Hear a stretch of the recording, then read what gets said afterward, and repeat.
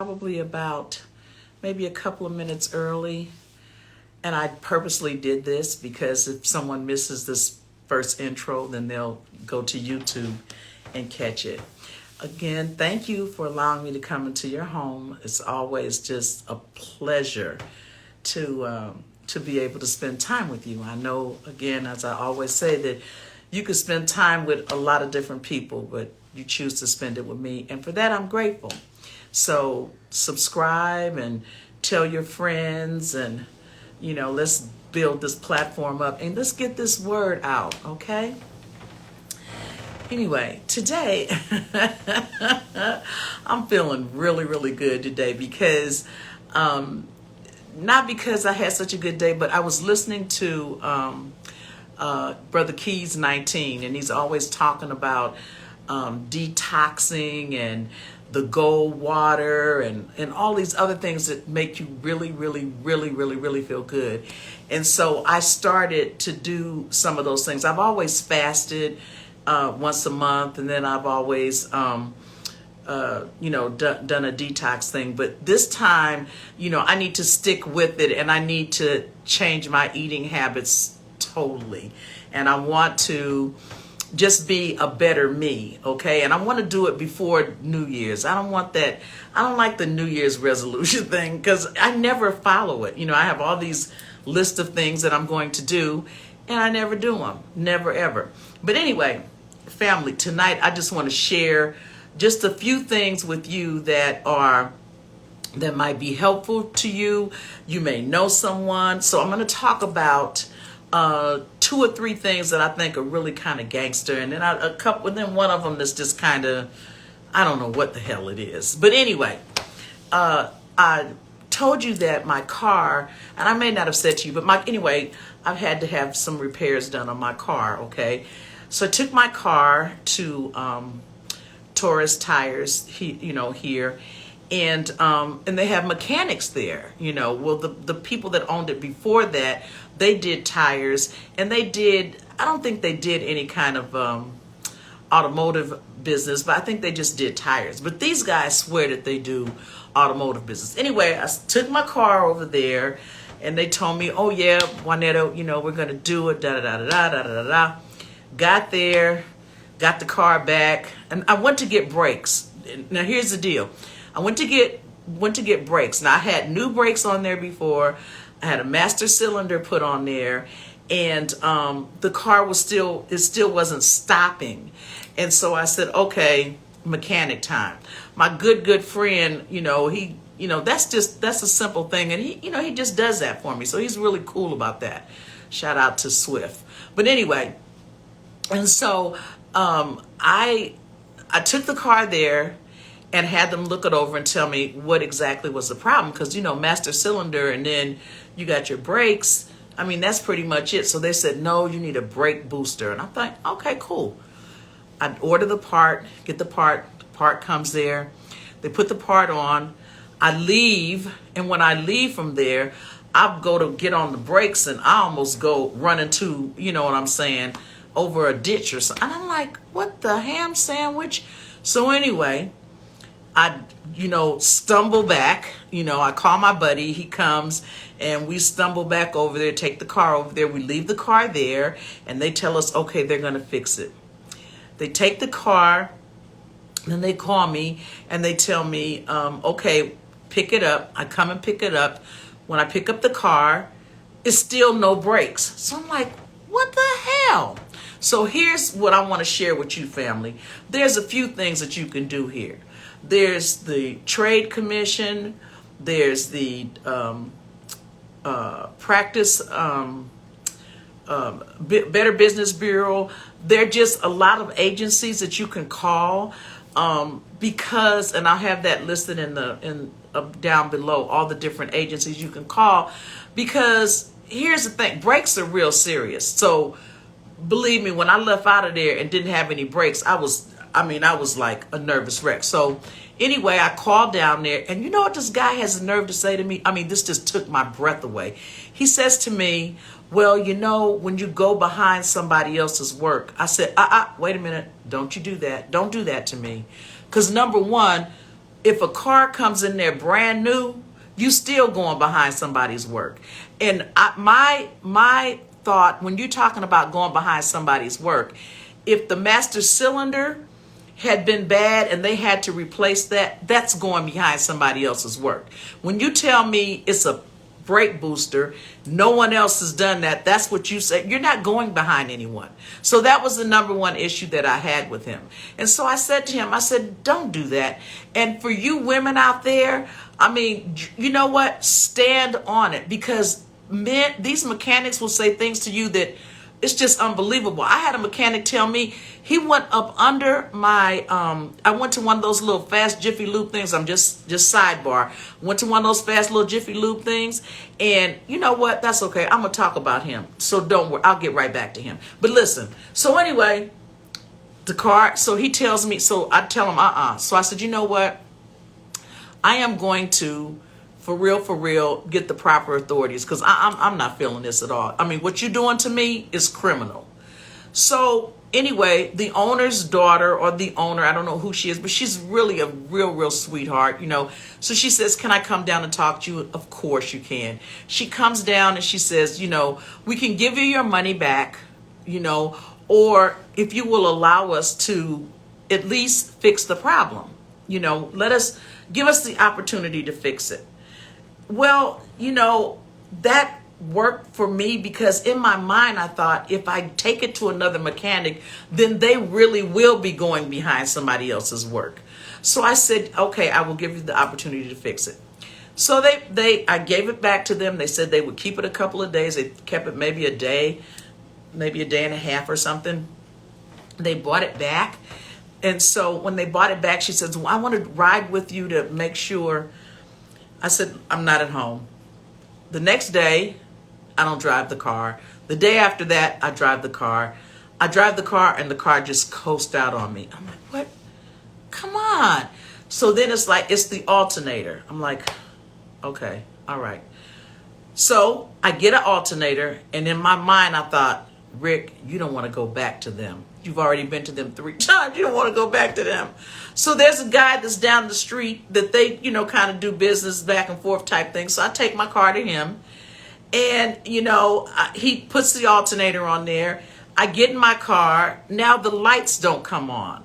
The air conditioner doesn't come on. The heater doesn't come on. So I go back to the guy and I said, listen, Ramon, you know, what's happening here? Roman. And he says, oh, those are fuses. He says, but I don't have time today. This is like on a Tuesday. I can do it Thursday. I'm like, fuses Thursday? Come on. Here's my problem with all of this. When you pay someone to do a service, and mind you, they don't do that service correctly, there shouldn't be a time. You shouldn't have to wait for that. I remember when I took my car back to Torres the second time, I was in there waiting for like 4 hours because they were working on everybody else's car. Now, I had already paid for my car the day before. They didn't fix the problem. So the right thing to do would have been to get on my car right away and give me my car back and get me out of the way, because I had already paid. But it was like, well, we're going to fix. So I ended up staying there till well after closing time, and the doggone car still wasn't right. So anyway, so my problem with it is like, okay, every time I bring my car to you, you know, it's something wrong. So I take it to the other guy. So the other guy tells me, well, that's the fuse. So it's like, well, when you put the alternator on, did you not check, or did you not reset, or did you not, you know, well, I could do it Thursday.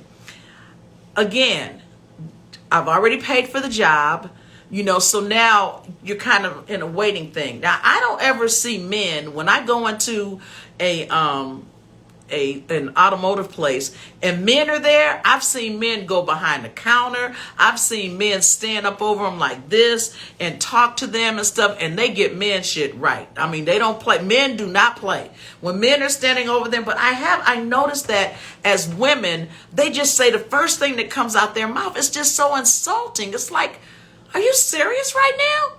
You know, to tell me that we go behind somebody's, it's like, come on, don't do that. You know, now that's the guy, that's Taurus tires down there on there in Warren. But let me say this to you.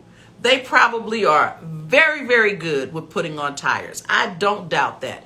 And let me tell you something. Angel's friendly and Lily's friendly, and they're two friendly people. But the guys in the garage, they do not, no one knows what they're doing. Never, ever take your car to them for other than tires. If you're going to get tires, that's the place to go. They're friendly. They're nice people. But to get your car serviced on, they haven't a clue. They haven't a clue. Most people could go to YouTube, or they got an automotive book, or they're mechanics and they know how to work on different things. Not these guys. You know what I'm saying? Three times. And each time I got it back, it was something wrong. And then I take it to this other guy and I get my car back. Here's the thing. If I come in there, lights come on, everything is working. When you give me my car back, that's how it should be. You should not be so cavalier or so nonchalant about giving me my car back, and what was working when it arrived is not working when it comes back.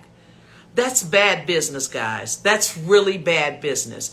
And I'm telling you, women, don't go to these guys. You know what I'm saying? If these guys are so, once they get your money, it's just like, we got your money and that's it. You know, and it's not right. It's just not right. You know, and when you go in there, take a man in there with you. Let that man stand over them. If you got to go there, let the man stand over them, because they're not going to disrespect the man, but they'll tell you anything. I don't know exactly what it is, but I know what it ain't. You know what I mean? That's the first person I want to talk about. That was some bullshit right there. Then the second one is this other little place down here called, it used to be called Johnny's Little Lube or Tube or whatever. Now, when I first moved here, I came here, I wanted to get an oil change and tune up and that kind of thing. So he reaches in the car, he pulls out the dipstick and he breaks it. Then he looks at me and says, well, you know, it's an old car. Hello? Even if it's a 2005, even if it was a 2000, or even if it was a 1995, even if it was a 1925, I've seen cars older than, 100 years plus that still have all their original parts to them. So what's that got to do with it? So then he looks at me like he was thinking about asking me to pay for it. And I was like, that's not going to happen. So they ordered the dipstick, and he says, well, just come back, and I'm like, I'm getting ready to go out of town. I'm getting ready to go back home. Okay, well, so now I have to stay a couple of days. Okay, so that was the first thing. That should have been my red flag. I should have just kept going. Then the second time I come there to get them to do some, give me another tune-up type thing, they lose the thing that holds up the hood. I don't know what happened to it. I don't know where it went. I don't know what the heck happened to it, but it was gone. It was gone. And so he's looking at me saying, well, these, I said, don't you do that. Don't you tell me about an old car. I'm so tired of you guys telling me this. Other cars, what year car do you have? Do you have a 2022 or 21 or 20? Well, no. So, okay, is your car considered? Oh, well, yeah. Okay. So is anything broken on it? Well, no. Okay. So don't tell me that. That was the second time. Listen. You would think, but now they're the only people in town that actually do these tune-up things. So the third time, and this is so insane. When I think about it, it's like, Rick, what were you thinking? What were you thinking? I take it over there. The guy goes up under there, comes out, and he's holding a screw in his hand, and he says to me, well, the screw came out for the oil, but now it won't go back in. I think it's stripped. So I'm looking at him, and I can't contain myself. I can't. I tried like hell to contain myself, but it just wasn't happening. I said, look, this is the third time I've come here and there's been an incident. First of all, if it was screwed up in there and you screwed it out, it should screw back up in there. And if it doesn't, then you need to do something, because I get an oil change all the time. Nobody tells me, nobody has this problem. Every time I bring my car to you, there is an incident. So he's kind of looking at me like a deer with the headlights on him. And so he says, well, and so the owner comes out and he explains to me, well, you know, it's an older car. And I'm looking at him saying, don't. I just ignored him. I didn't even go into my natural, don't do that thing. I didn't even do that. I was like, don't.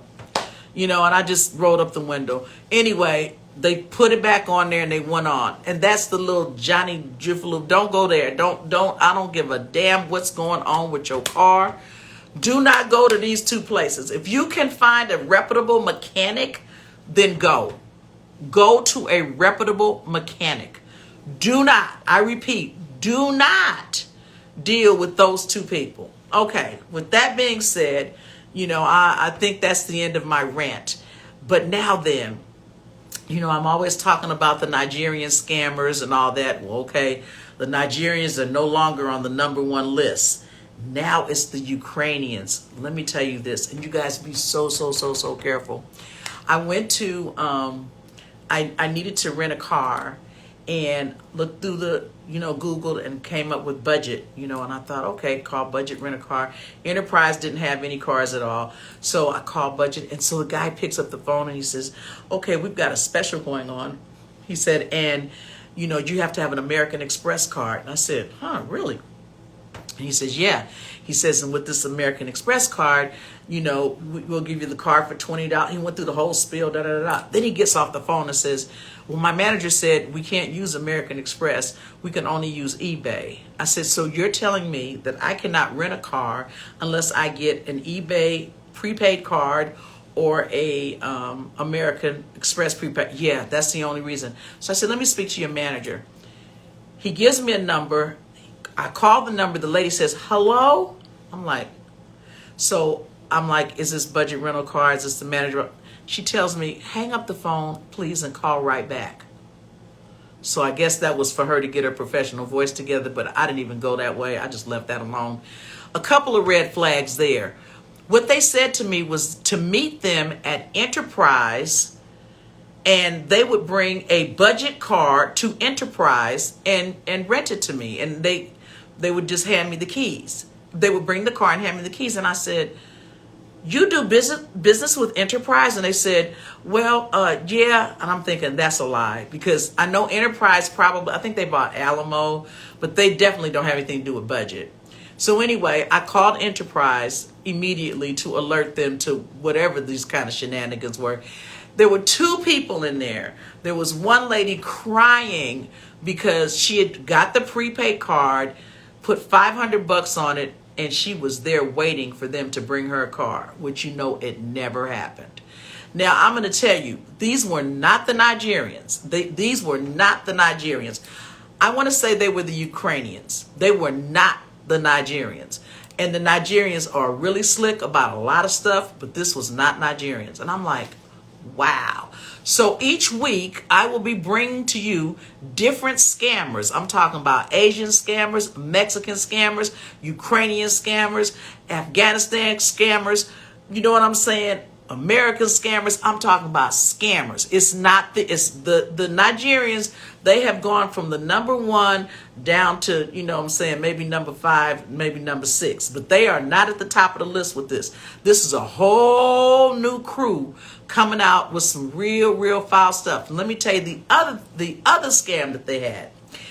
They have a thing called Miss Travel. It's a site. It's called Miss Travel. And what you do is, if you want to, if you're single and you like traveling, they're supposed to be companions that will come, and you guys can travel together. You know, some of them have like ladies with luggage, where it's just all women. But this one was like, it could be a guy, it could be a girl or whatever. And I thought I'd like the option to have a guy or a girl, especially when you're going to other countries, because sometimes I know when I was in Dubai, you know, they didn't mistreat me, but I think if I would have had a man with me, I would have got much better treatment. I mean, and I probably would have came home with some better bargains and some better deals. But anyway, that's another story. So I go,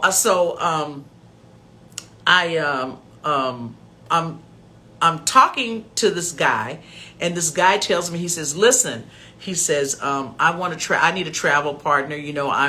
I'm separated, and I want to, I just want to find somebody. When I travel, I always travel alone. And I thought, wow, that's really sad. So, and I thought, wait a minute. And I said, well, let me ask some more questions. So in my questioning him, he says to me, he says, yeah, listen, he says, are you familiar with a sugar daddy? It's like, wait a minute, how the hell we go from traveler to sugar daddy? I mean, really? Seriously? It's like, look, don't know nothing about it, not interested, da, da, da. Oh, yes, listen, I tell you what, I'm looking for somebody that I could pay, $900 a week to, you know what I'm saying, to take care of them and pamper them and da, da, da, da, da, da, da, da. Well, listen, this is Riq the Critic, and I've been around a while. This is not my first rodeo. So now I'm intrigued because I'm like, I love the bullshit, okay? I live for that. And I had time for it too. I was doing nothing. So I said, I said, okay. So I texted him back and I said to him, I said, listen, we need to look at each other in the face. He says, no. He says, you don't even have to meet me and da da da. And I said, really? I said, now that's interesting. So he says, okay. I said, well, we'll talk on the phone. I said, at least let me hear your voice type thing. So anyway, so the guy says, okay. So that was the first day. The next day, I'm in the car and we're texting and stuff. Now I'm listening to him talk. And this was not the Nigerians.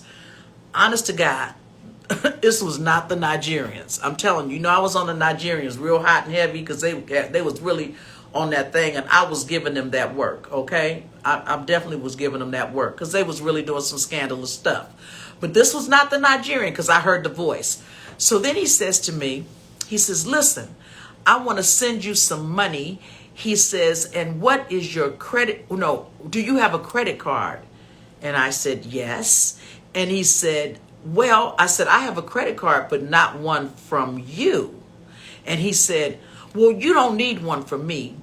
We'll use your credit card and we'll put the money on that credit card. And you know what I'm saying? And we'll just, how much do you owe? And what's your credit limit? Now I'm laughing to myself because I thought, wow, I got to be really, really stupid for this. So I said to him, I said, listen, how about we do this? How about you go to Walgreens or Walmart and you pick up an American Express Serve card. And on that Serve card, you can put any limit that you want to put on there to give to me. I'll appreciate it. I said, and then you call me on the phone, give me the number, give me the expiration date and all the little CV whatever code on the back or whatever, all the information I need. I said, and the limit, I said, and I'll take it from there. The next thing I heard, oh my God, this thing was so funny. He says, excuse me? Say what? Are you serious right now? So you know what I was supposed to do? I was supposed to say, oh, wait a minute, hold it. I was supposed to be so caught up in greed because that's how they get you guys. That's how scammers work. They work on the greed principle. So I was supposed to be so excited about this guy putting $900 in my account and he didn't know me and he's so crazy. So I started laughing. I said to him, I said, no, sir, you cannot be serious asking me for my credit information. Well, that was the end of the call. That was it. No more. He was no challenge at all because he just like slow. Because what I did, I guess, was ran his own game back on him. And it was like, what? And it was so funny. He said, say what? Excuse me? Say what? You cannot be serious. And I thought, no, you can't be serious asking me for my damn credit information. Are you crazy?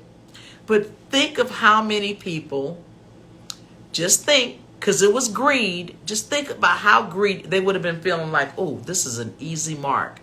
This guy doesn't know me. I don't know him. I'm going to give him my credit card number. He going to put $900 on there and da-da-da-da-da. And what would end up happening is that he probably would have snatched whatever was on your credit card, and that would have been the end of it. Or he would have took it and ain't no telling how he would have worked it. But this too was not a Nigerian. This was not a Nigerian. This is another kind of scammers going on here. This was not a Nigerian.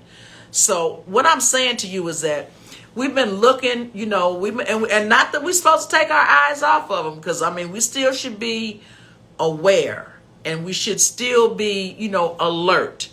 But what I'm saying to you is, don't be fooled because you don't hear that Nigerian accent, and don't be fooled because it's not a Nigerian.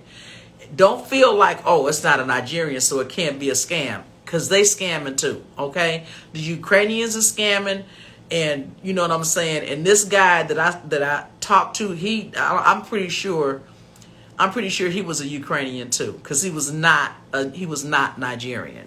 So we got a lot of, and he was not American. He did not speak good English. So we got a lot of people out here that are doing a lot of scandalous things, okay? So it's Christmas time, and I don't mean Christmas because Christmas means nothing really, because you know what? When we give, we should just give because we want to, not because it's a holiday to others. You know what I'm saying? Because it's not important. I mean, when you give because it's a holiday, it's almost saying like, I have to do this because this is what's expected of me. But today's Thursday. I'm sorry, today's Friday. Tomorrow's Saturday. So, I mean, if I want to give you something, I want to just give it to you. I don't want to wait until your birthday or wait till Christmas. I just want to give it to you. And that's how we need to be about any and everything. We don't need to be moved by, these emotions of we must give, or, it's expected of us to give. It's expected of us. No. You know what? We should give to our children and our family members, loved ones, anytime we feel like doing it. Not a holiday. Just because we want to. Not because we feel obligated or because we feel pressured or we feel like, in the spirit of, come on. It's not even a good spirit if you're doing it because you need to. I was talking to my girlfriend, and we've been friends for many, many years. She's my very best friend. And so we were talking. Oh, let me tell you, this is the most gangster move I have ever seen in my life. She lives in an apartment in Long Beach, and some new owners came in. I think their name is Lion Living. I think it is Lion Living is the property manager. Now, where she lived, and she's been there like 14, 15 years, she's there, and they had one bill. And that one rent payment included utilities. It included garage parking. It included a rec room, swimming pool, and a little weight room. All the amenities. Really, really super, super cool in that one bill. So these new people came on. No one knew they were coming. They give them this 27-page lease. And then when the renters asked them to come, to the rec room or come and wherever, and we discussed, go page by page with this lease, because remember, 60%, and I didn't tell you this at first, but 60% of the people that live in there are seniors. So, that's me. So if you throw a 27-page lease in front of me, I'm not expecting the owners to sell. I had no idea they were selling and that we're going to get new owners. So now you throw this 27-page lease in front of me. I'm clearly not, I don't understand the language. I don't understand anything. So could you please come with all of us in the apartment building and go, line per line, just let us know what's going on. I don't expect you to go through, but I expect you to hit the highlights. And if we ask questions, you just answer the questions. These people, they so gangster. It's like, we're not talking to anybody. We don't care. We just moving in. We just gonna come in. This is our place now. So what they did, they came in, they all had security doors. They took the security doors off and said, they didn't need them. So you're talking about seniors there who feel very comfortable with that security door on. Not to mention, you can leave it open in the summertime and get a nice little breeze coming through there. You don't have to run your air conditioner. They took all the security doors, and get this, this was the coldest. This is the most gangster move ever. They told them, "Oh, we threw the security gates away." Really? Who throws security gates away? Who does this? This is an apartment with like 30, 40 apartments. Who throws damn security gates away? Seriously? So anyway, that was the first gangster move, and I said, "Wow." Then they told them, your garages, we're going to take the doors off. There will be no more garages. It's like, wow. Then they told them the rec room and the swimming pool and all that was, that's going to be, there's no more off limits. There'll be no outside patio furniture for you to sit on. None of that. There will be no, I was like, wow. And then, oh my God, this is the most gangster move ever. I mean, seriously. They took their apartment numbers, like maybe just say 135, and then told them, we're going to change those apartment numbers to 224 or such and such. Who the hell does that? Who comes in and changes your apartment number? Who does that? Do you know how long it's going to take the post office to get adjusted? Do you know how many people you're going to have to send letters out to tell them, listen, I'm in the same place, but my apartment number is no longer 221. It's now 345. What is the purpose? So as I sat down and I talked back and forth to my friend, and I said, you know what they're doing? This is a bully tactic. This is a bullying tactic. What they really want to do is run all of you guys out of there and then bring all new people in. They just want you guys out. Nobody does that. They came in. Oh my goodness. These people come in at 6 o'clock in the morning and start, making noises and saying that they're remodeling. They have ran some of the tenants. They have just done them horrible. Raised the rents up. After raising the rents up, then told them all the amenities that they had, they didn't have them anymore. The water that was included in their rent is now separate. So where they were paying $40, more on the rent, now they're paying $90 separately from the rent. And and they have single 1-bedroom and 2-bedroom apartments. So everyone's thing is different. Now, so here's where I had an issue. I thought, wow, now, I do understand that, and most of these people have lived in there 15, 20, 25 years. I get that. I understand that, hey, what you were paying, the prices, the cost of living is gone. I get all that. My issue with that is the way they're doing it. It's like, we don't care. We don't want to hear anything. We're doing what we want to do because we can. That's inhumane. You come into a place where people have been residents for 20 years. And clearly, if you've been a resident at an apartment for 20 years, that's a really good paying tenant. I'd love to get a 20-year tenant. You know what I mean? So you don't come in there with those kind of gangster moves. You know what I mean? You come in, you gather the people up in the rec room, and you say, listen, we're the new owners. There are going to be some changes, and hey, if you have some questions, you can call the office or what have you. We don't have a lot of time to answer your questions individually, but we're going to start doing some things here. These are some of the things that, that we're going to be doing. And your rent is going to go up, so you're going to be paying for this. So, they've had a leak, like there was a water leak. When I used to go and visit her, there's a faucet there that had been leaking water. I know clearly for like maybe 3 years. It was just drip, drip, drip, drip, drip, drip, dripping, and nobody did anything. And I guess because the rents may have been low and the water was included, I guess the people felt like it's not something in our apartment. It's not something that we did.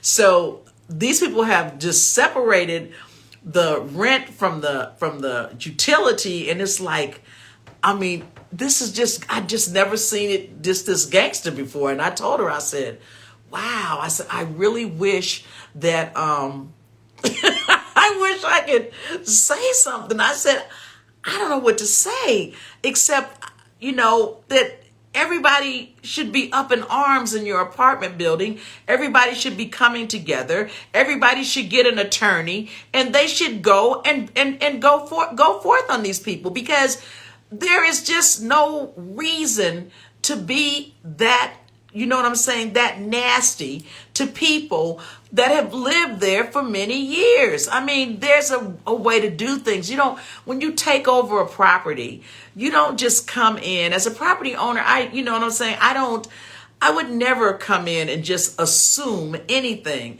I would have a meeting.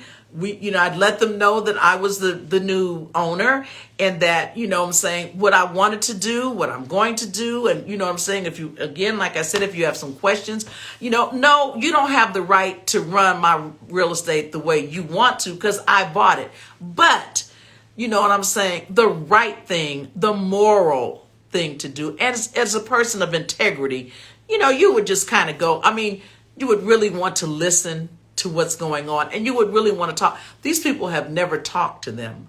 I mean, these guys are just doing business, doing things the way they want to do it, and they haven't talked to anyone. And like I said, no, they don't have to, but when you start juggling people's life around, I mean, when I was talking to her, she said, you know what, Rick, I'm sleeping on my couch in the living room. She said, because I don't feel comfortable with that security door being gone.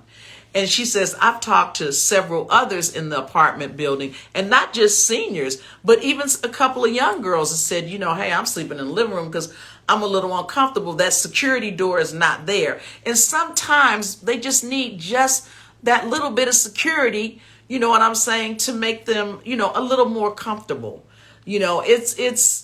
It's just comfortable. I mean, it's a little more comfortable knowing that you have a security door there, and then you have your wooden door there. And I think if somebody, busts past that security door and busts past that wooden door, it'd be safe to say they really coming for you, okay? It ain't too much, unless you got something there to handle that when they hit that door. But if you don't, it'd be safe to say that, you got a problem. There's an issue that has nothing to do with management. It has nothing to do with ownership. It has something to do with you. If they bust through the security and bust through the front door, it's about you. It's all about you. So, I get that. So I'm saying, it is. But anyway, that's like the gangster move of the week to me. That's the gangster move of the week.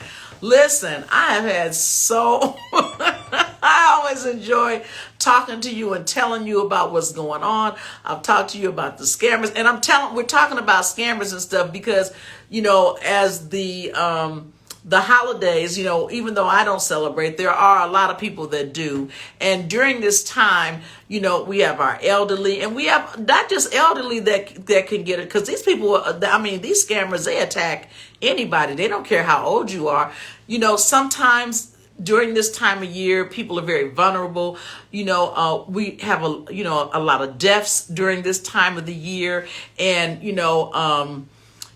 lot of people get depressed, and so sometimes the only person that they have to talk to on the telephone are these scammers, and they're talking to them and making them feel comfortable and fuzzy and warm all inside. So if you got a neighbor that lives alone, just check on them. You don't have to go over there and sit there and hold a hand up. Just knock on the door and just, hey, look, is everything okay over here? Well, yeah, but look, I don't, what I'm saying, I don't have a lot of time because I got to get to work, but I'm just checking on you. I just need to know that you all right. You all right?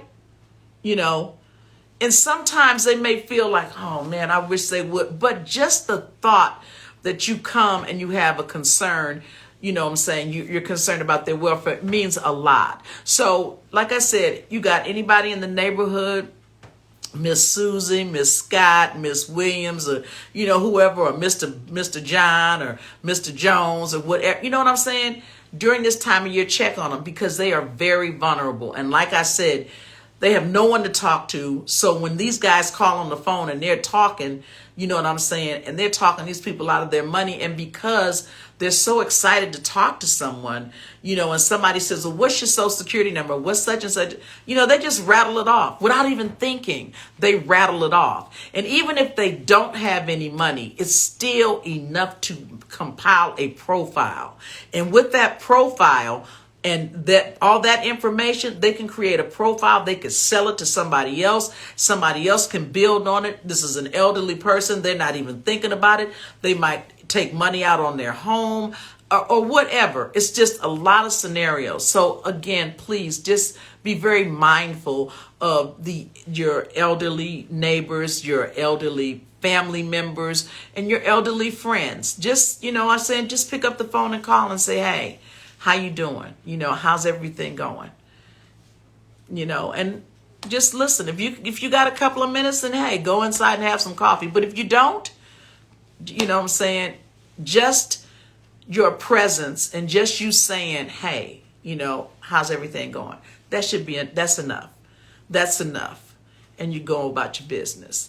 Okay, listen, I didn't even set my timer to right now because I was thinking that, I don't know what I was thinking, but I didn't set my timer. So the timer hasn't gone off, but I'm pretty sure that I've taken up quite a bit of your time, and I want to keep talking to you, so I don't want to take too much of your time where when you're like, oh crap, shit, that's Riq the Critic.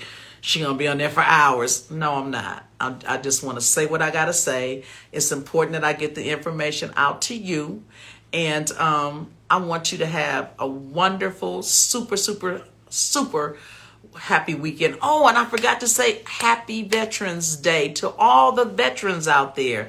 Oh, let me just tell you this really quick story, and then I'm getting off. My dad passed away in, I think it was 2018. He passed away, and when he passed away, he was a vet. I had no idea about this. They're called the Patriots, and so I went to the funeral, the cemetery where they buried the vets in Riverside, and I was alone. My friend Brandy was with me, and it was the two of us. When we got there, there was this, this motorcycle. I mean, it was a bunch of motorcycles out there, and I thought, wow, somebody from the Hells Angels must have died, and this is a big thing right here. So I go inside, and the guy says, well, yeah, your father is scheduled for such and such time, and the Patriots are here, and, if you'd like, to talk to them. And I said, talk to them about what? Anyway, they came up, they talked to me, and they said, listen, we do not believe in any soldier being dead, dying alone. So we are here for that. And I'm looking at all these people, all these bikes. I mean, there were Marines, there were from the Army, and I mean, just all different, facets of the military. And I said, so what? He says, we're here for your father. I mean, I was just in tears. And so we had a beautiful service. They gave me flowers. They gave me they folded up the flag. They did the thing.